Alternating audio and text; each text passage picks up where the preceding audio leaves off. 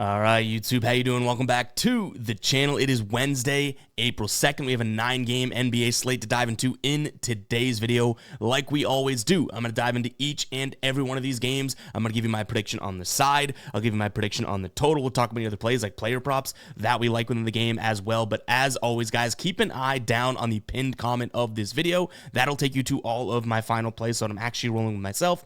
If that does interest you, absolutely free down in the pinned comment. All right, YouTube, how you doing? Welcome back to the channel. I tell you guys I'm a dummy all the time. They don't suck. They've just been sucking. Get them down to -3 for more juice than Jose Canseco in his prime. Tell me you're new without telling me you're new. So don't go jumping down my throat in the comments, right? If you want to fade me, or if you do want to ride me, this still leaves a bad taste in my mouth, right? And remember, more chins, more wins.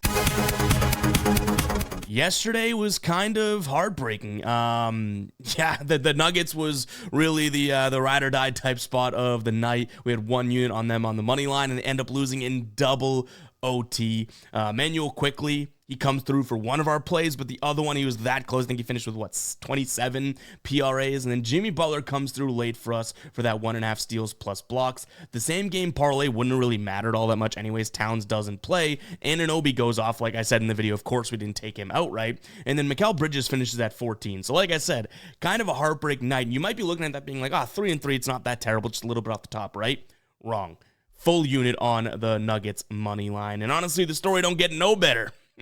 John, womp womp on the ride of the day here.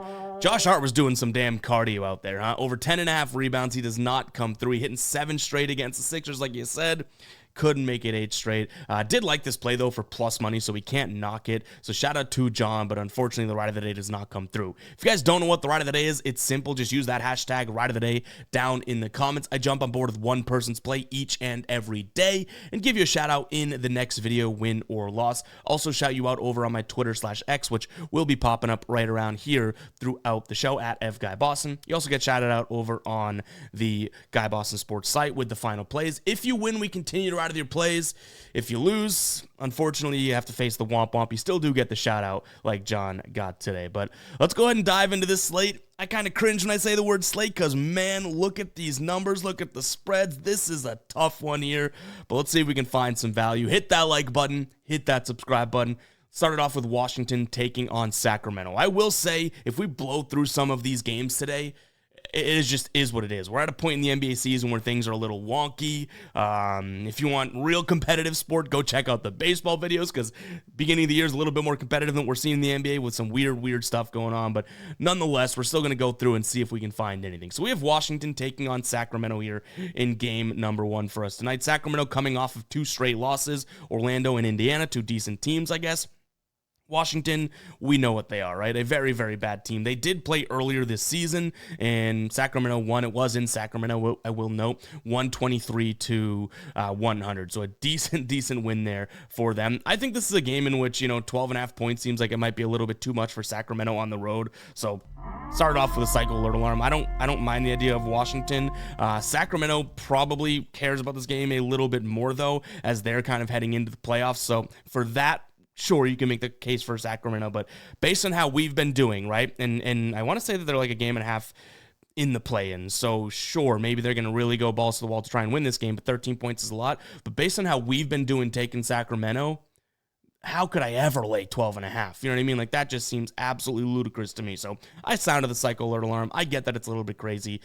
Don't mind, leaning towards Washington. I don't think that I roll with it myself, but it is what it is. In terms of what we could actually get down ourselves is the guy that, we've been talking about, haven't really made a final play yet, but Jordan Poole over 15.5 points. I mean, the dude we know is going to chuck. Last time he played the Sacramento team, I think he kind of struggled against them, but he shot the ball only 11 times. Like, what we're seeing out of him now over the last 10 games is 17, 20, 22, like a ton of shots from Jordan Poole. We want the minutes to be there, obviously, if he's going to go out there and score 16 points, but again, he's going to chuck. So targeting the perimeter against Sacramento seems like it could be a decent spot here. The total's at 231, fairly high pace. So yeah, I'm going to go ahead and lean towards Jordan Poole getting his points. But this is one of those weird games, like we've already mentioned. There's a bunch on the board today that's kind of like, yikes, what are we doing?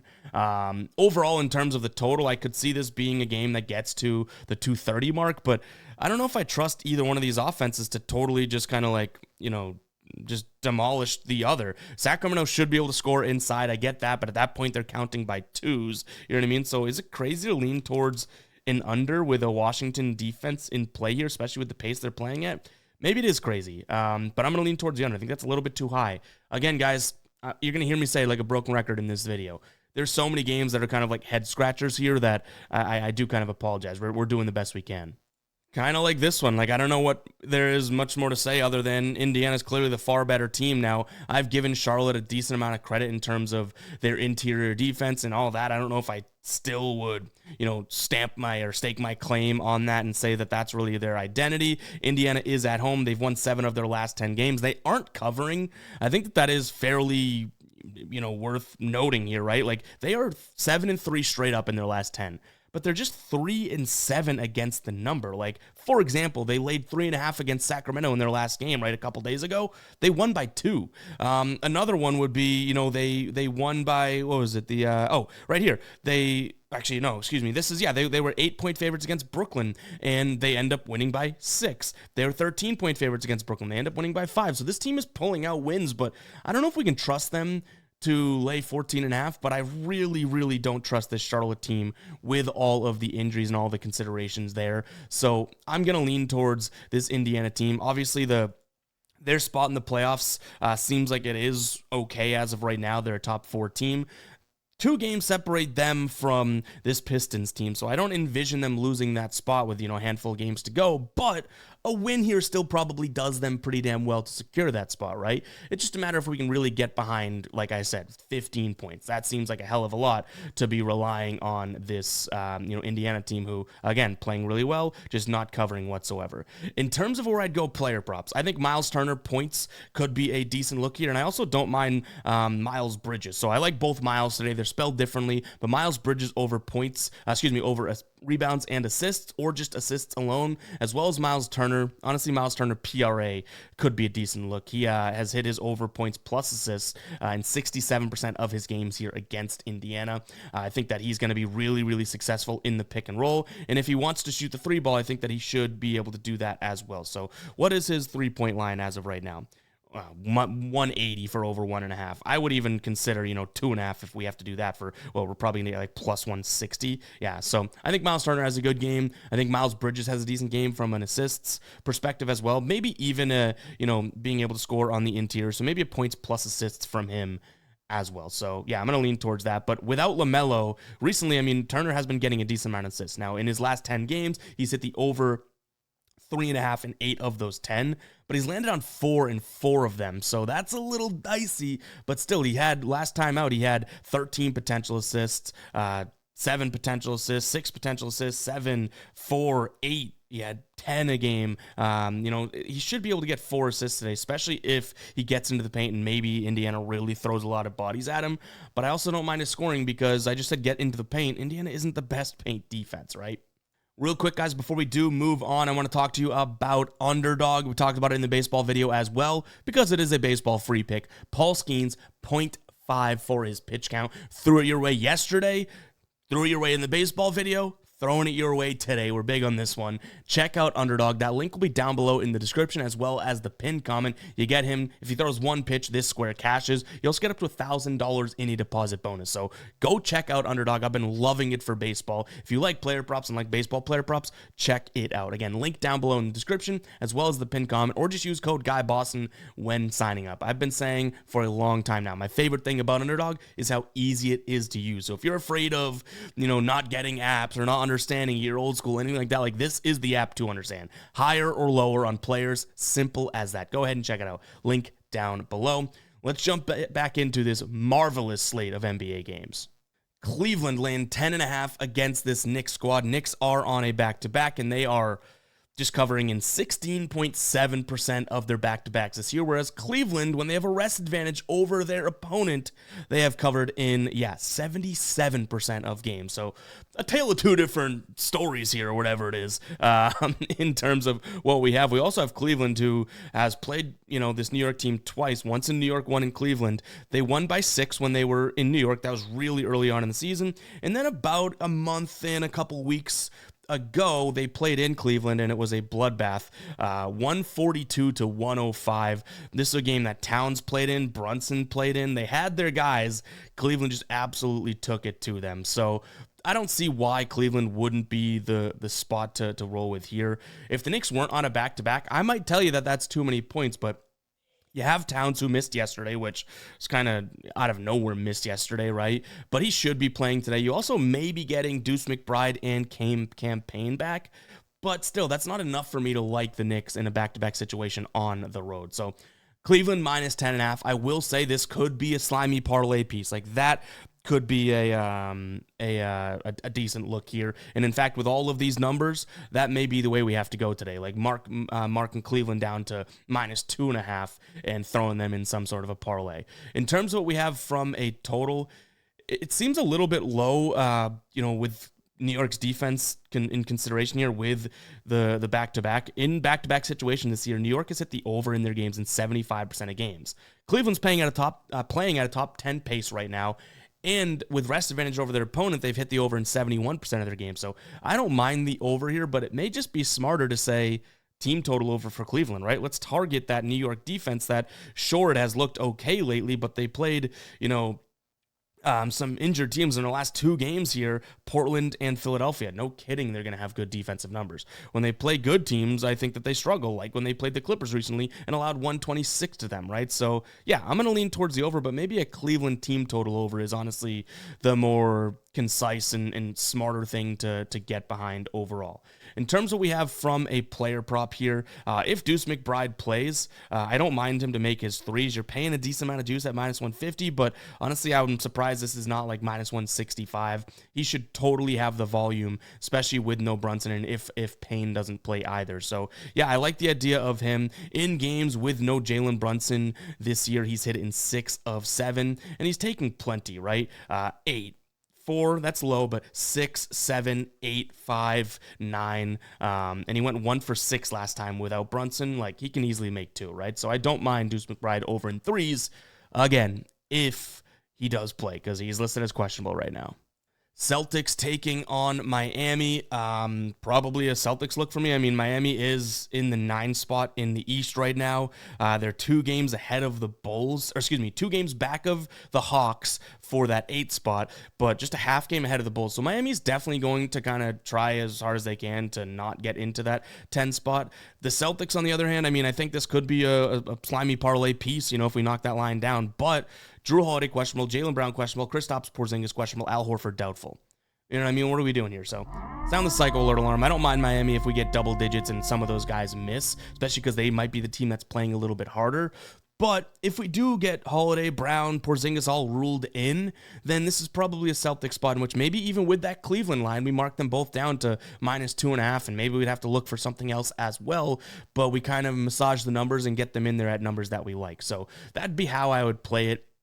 In terms of the total, I think this is a little bit too low. Yes, Miami's probably going to want to slow them down, but this Celtics team has been really good this year at speeding things up against slow-paced teams. Miami being one of the slower-paced teams in the league, as is Boston, but they're kind of scoring the ball decently. Now, they played some bad defenses, but 120, 118, 122, 112, 122 in their last 5 games. That's pretty damn good, right? And last time we saw this game, it was a low-scoring one, but the time before that, I think it was also low-scoring. But then previous, I would say back to last season, we did see some good games out of Boston where they're scoring, 118, 115, that type of thing. So I think this one could get up there, but again, we're waiting to see if these Celtics players play. So Miami, as of right now, with the cycle alert alarm, I get it's crazy, but they should care a little bit more about this game than, say, the Celtics might. And yes, the Celtics are at home. Yes, they're absolutely rolling 9 wins in a row. During that stretch, they're 6-3 against the number. All great, all very good indeed. Last time they played Miami, it was in Miami, and they still kicked their ass. I get it. But if those guys don't play and we have a lot of injuries, then I don't really want to back the Celtics. But if they do, maybe a piece to a parlay. To get ahead of it, I'm watching this back and seeing all of these, if this guy plays, if this happens, and I'm sure we'll get some comments being like, what's the point? You're saying if. The ifs are a very, very important thing here. If you just want action on the game, then fine, I get it. But if you really want to better your chances, or I guess do the smart thing and the responsible thing, you do want to see if player X plays, if this team, does X, Y, and Z late in the year, because things are a little bit, like I said at the beginning of the video, a little bit wonky right now. So I do apologize to the crowd that's going to be like, I don't care about the ifs, or you say if too much. It's like, I get it, but those are all caveats that I really do feel compelled and responsible to throw in. You know what I mean? If I were just to talk about these games with those ifs as if they don't exist, I think it'd be a little bit less, it'd be a worse video in my opinion. So sorry to the crowd that doesn't like the ifs, but unfortunately, it's kind of the name of the game right now. Houston taking on Utah. This is a massive number for a Houston team, obviously. Now, Utah isn't all that great. I almost said Houston. Isn't all that great, but Houston against the number, they're much like Indiana. 8-2 in their last 10 games overall, right? Straight up. 3-7 against the number. If you took this line and applied it to all of Houston's recent games, so say that they are, 16.5 point favorites or 17.5 point favorites, they'd be 2-8 against the number. Utah would be 5-5, so it's not like that's all that tremendous. In terms of injuries, Walker Kessler questionable, Colin Sexton questionable, Springer's questionable, Collins out, Markkanen out, Williams out. So there's a ton of injuries on the Utah side of things. I think Houston wins this game. I do. I don't think that that's all that crazy, but we've seen, so far this season, Utah cover in both spots against Houston. They were both in Utah, so that's going to be a little bit, tougher, I guess. Houston at home this year is covered in nearly 54% of their games, but Utah's also covered on the road in 54% of their games. So Utah plus the points could be a look for me. I don't think that they're really caring all that much about basketball. I do understand that. Where you have Houston 2 games ahead of the Nuggets, they probably want to win this game. But again, we're not talking wins and losses here. Does Houston win this game? I'm sure Houston wins this game, right? But by 18 points is a lot to ask for. So, yeah, I'll lean towards the over in this spot. I'll lean towards Utah in this spot. I also don't mind the over. Like, I don't think Utah is going to slow things down even with the injuries. And Houston, on the other hand, like, are they really going to come into this with the most defensive-minded strategy? Maybe. I mean, they might want to make sure they're firing on all cylinders heading into this, but if I'm Houston, I'm saying let's just make sure we score more points than Utah today. We'll play defense when we need to, but they're not going to go balls to the wall to start the game and risk injuries or fatigue or anything like that against a team that they should beat by 18 points. So I don't think the intensity is going to be there. I'm going to lean towards the over. Player prop wise, I almost want to run back Jalen Green. I think this could be a really good matchup. I don't know if I can, but if I did, I'd look at his points and also his threes again. And then Walker Kessler over and rebounds if he does end up playing. Another big number. We got OKC taking on Detroit here. So Detroit, in terms of where they are in the playoffs, game ahead of the Bucks to secure that 5 seed and 2 games back of the Pacers. Detroit probably is thinking that this game matters. I will say, in terms of injuries, Cade Cunningham listed as doubtful, Sasser, Stewart out, just suspension to Stewart there. Jaden Ivey still out, Holland out, Tobias Harris is questionable. On the flip side, we have Mitchell and Wiggins listed as out, but Dort, Jalen Williams, Chet, and Hardenstein all listed as good to go. The way that this would probably be, a look for me is that if we could get this line to, say, 14, I think that that's and I've seen some 13s out there, so that 13.5, obviously that half point might not matter, but I do think if this is moving in favor of Detroit, I wouldn't mind it later on in the day. I think they're going to play hard, but no Cade. If he doesn't play, again, it's not official that he's out. If he doesn't play, I probably just stay away from this. But like I said, I think Detroit should be playing tough. And OKC is crazy because even though they're secure in where they are and all that, like, this team is still just playing hard. And they're trying not to let anything slip through the cracks and just push the pedal to the metal to close out the year. So I give them a lot of credit for that. But this Detroit team should be very, very rested.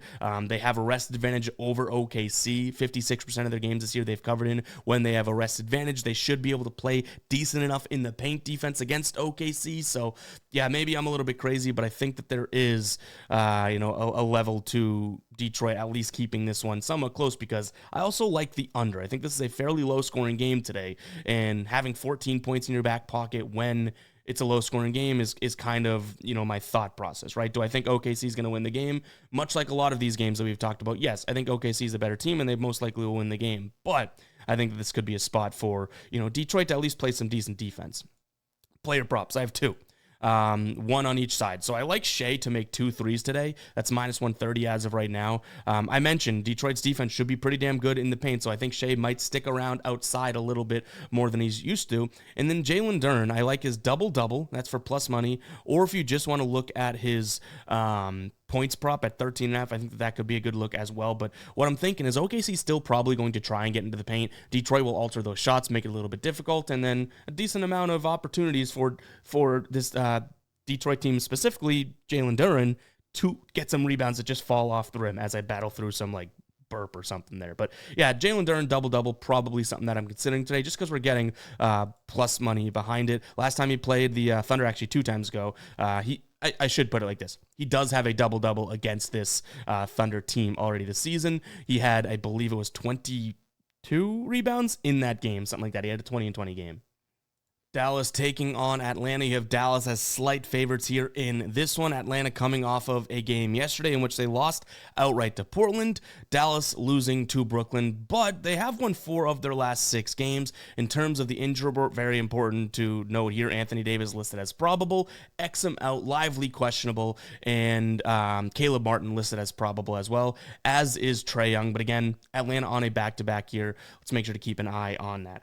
I think Atlanta can keep this one at least somewhat close. I think they should be able to run on this Dallas team. But Anthony Davis is a game changer, right? Like overall, he is a total game changer. I think what I'd probably pivot to is Dallas, who's decent defensively. I think Atlanta's going to try and run. Like I said, I think they can run, but I think that we could see some non-efficient possessions for both squads here in this spot. So I guess I'll lean slightly towards an under. 238 seems a little bit high for me. But the unders have been kind of weird because I think at the end of games lately, guys, these teams are going, we're already up by whatever. Just score. We don't want to get in foul. Let's not prolong this. They're not playing tough defense. So unders right now seem like they are at a premium, but that's kind of how I'd look at. But again, I kind of like Atlanta here in this spot as well. I think they should be able to at least score in the paint, whether it's in the half court or in transition. I think they should get there, but pick and roll should be a decent spot for Atlanta. If Anthony Davis plays, it's obviously something to consider, but if he doesn't, I do like that spot even more. So Atlanta in the under is what I'd take a peek at today. Kind of a quick breakdown there, but that's my story. I'm sticking to it. Denver back-to-back situation here against the Spurs team. They just lost to Minnesota in double OT. This Denver team is probably, and I would assume most likely, just burnt out after that. They have been profitable this season on back-to-back, so I'll give them credit. San Antonio's been profitable when they have a rest advantage over their opponent, though, so I think that we can also mention, actually, San Antonio's on a back-to-back as well, right? So, yeah, Denver back-to-back, San Antonio back-to-back. Would you look at that? So I think that this might be a spot that Denver bounces back. I honestly was going to say this is a Denver slimy spot where we can knock the line down because I still think Denver's way better, but they are on a back-to-back here. But now both teams on back-to-backs, San Antonio coming off of a loss. Maybe this is just a Denver minus 8.5 spot. I mean, you have Murray and Porter listed as questionable, but if Jokic plays, who's stopping Jokic down there? He had 60 points last night. Maybe he keeps that momentum going. So I'll lean towards Denver. Back-to-backs for both these squads this year have been a little bit different. San Antonio hits the under when they're on back-to-backs. Denver hits the over. If Denver's going to kind of control the pace here and potentially push it and score in transition, San Antonio's not going to have any problem running, right? So not that I think this is going to be a back and forth type of a game, but on tired legs for both teams, I don't think the defense is necessarily going to be there. So I'll lean over in this spot as well. And then no player props as of right now. Could you convince me of Jokic? Sure, he's going to look like he matches up really well against this squad, but the dude just had 61. He's probably going to have a good game, but I don't know if we can really back him after that. Clips taking on the Pels. Clippers, in terms of where they are in the playoff race, they are a half game back of the 7th seed, and technically half game back of the 6th seed because Minnesota and missing the other team, Memphis, are both, tied in terms of record, but the Warriors only one loss behind them, or ahead of them, I should say. So the Clippers could, if they close out the season strong, all of a sudden go from the 8th seed to out of the play-in. So Clippers probably want to come in here and win this one. The problem is they're 17-point favorites, but it's the side that I'm going to lean on. I'll sound that, usually we sound that psycho alert alarm when we're taking underdogs and whatnot, but the Clippers, I think, come in here and pump them. When you think about it, it's a New Orleans team that gave up. They've had all these injuries. They officially shut down McCollum and Zion for the rest of the year. What are we doing, right? So I think this is a team that, is saying, hey, let's throw in the towel, essentially. Clippers, asking them to win by 17 is a hell of a lot of points. But you know what? If they're really trying to be in their best form, head into the playoffs in a good spot, that's going to be the side that I look at. In terms of the total, I'd also look at their team total over. We did get burned just recently doing it, but outside of that game, which was against Orlando, this team had been rolling offensively. And last time they played New Orleans, which was less than a month ago, they scored, 120 against them? I know they lost the game, but they scored 120 against them. They scored 116 earlier in the year as well. So I think Clippers could come to play today with a decent scoring output. Maybe it's a first half team total over, though, because if they're up by whatever, we don't want the backups coming in and kind of taking their time and all that type of stuff. So we could probably get behind a first half team total over, which I believe is 58.5 right now. I don't mind that. So maybe that'll be a final play as well. Make sure you guys keep an eye down on the pinned comment. With a spread this big, I don't think there's anything that I'm really, loving overall player prop wise. So probably skip player props in this one. But guys, it's going to wrap it up for today's video. Like I said, it is a weird one. We understand that, and I do apologize for that. But we don't make the slates. We don't make the situations. These playoffs are going to be, I'm loving how the playoffs are shaping up. So NBA playoffs are going to be really, really great. We just kind of have to get through, the next few days or so before this is, I guess just overall, just get through this, because as of right now, just yuck. You know what I mean? So ultimately, stick with me here, and I'll stick with it, but can't wait for the NBA playoffs, because things are just a little dicey as of right now. But with that rant being over, that's all I have for you guys. I'll catch you guys in the next one, all right? Peace out.